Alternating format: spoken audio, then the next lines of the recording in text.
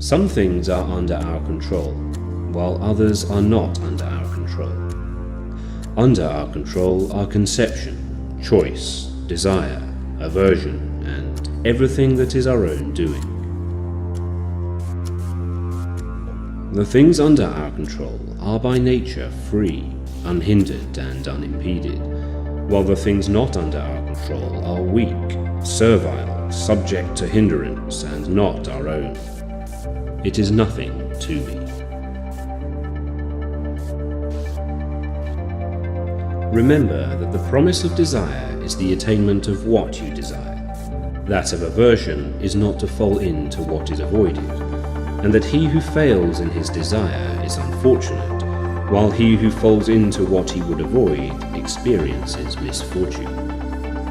If, then, you avoid only what is unnatural among those things which are under your control, you will fall into none of the things which you avoid. Withdraw, therefore, your aversion from all the matters that are not under our control, and transfer it to what is unnatural among those things which are under our control. But for the time being, remove utterly your desire, for if you desire one of the things which are not under our control, you are bound to be unfortunate. Say to every harsh external impression, "You are an external impression, and not at all what you appear to be."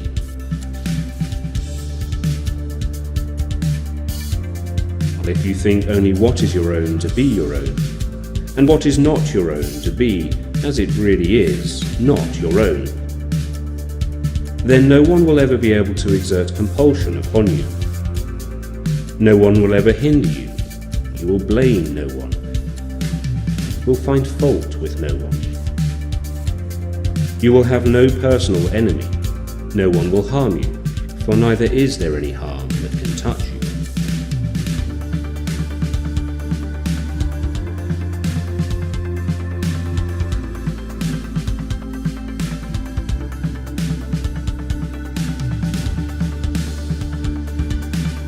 Bear in mind that it is not the man who reviles or strikes you that insults you, but it is your judgment that these men are insulting you.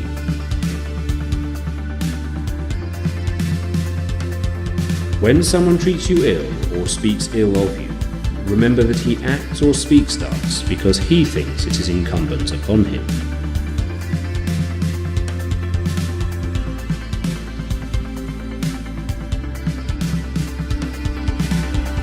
It is not the things themselves that disturb men, but their judgments about these things.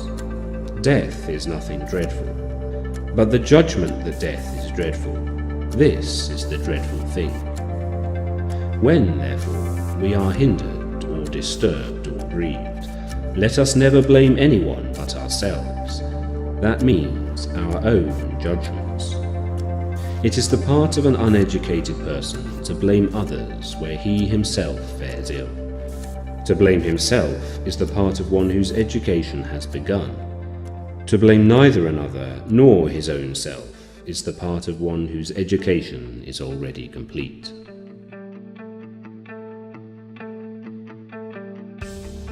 Never say about anything, "I have lost it," but only, "I have given it back."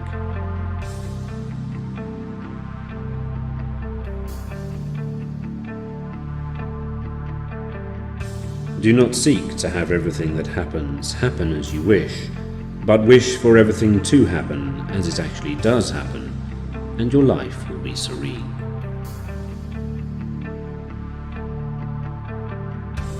Disease is an impediment to the body, but not to the moral purpose.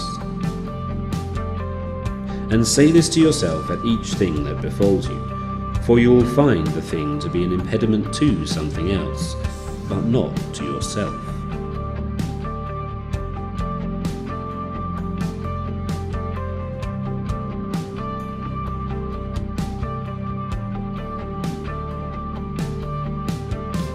If it is your will not to fail in what you desire, this is in your power.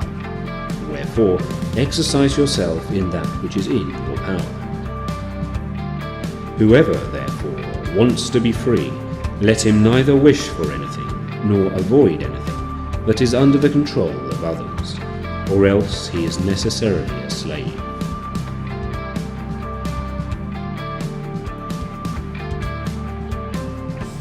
You can be invincible if you never enter a contest in which victory is not under your control. Keep before your eyes day by day death and exile, and everything that seems terrible, but most of all death. And then you will never have any abject thought, nor will you yearn for anything beyond measure.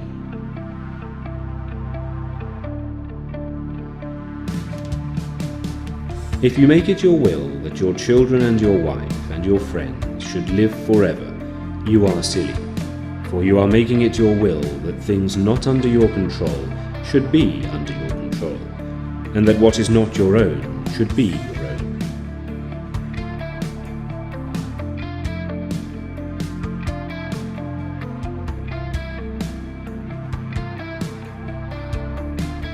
Remember that you are an actor in a play, the character of which is determined by the playwright. If he wishes the play to be short, it is short. If long, it is long. For this is your business, to play admirably the role assigned you, but the selection of that role is another's. If you wish to make progress, then be content to appear senseless and foolish in externals. Do not make it your wish to give the appearance of knowing anything, and if some people think you to be an important personage, distrust yourself. For be assured that it is no easy matter to keep your moral purpose in a state of conformity with nature, and at the same time to keep externals. But the man who devotes his attention to one of these two things must inevitably neglect the other. When you do a thing which you have made up your mind ought to be done, never try not to be seen doing it, even though most people are likely to think unfavourably about it. If it is right, why fear those who are going to rebuke you wrongly?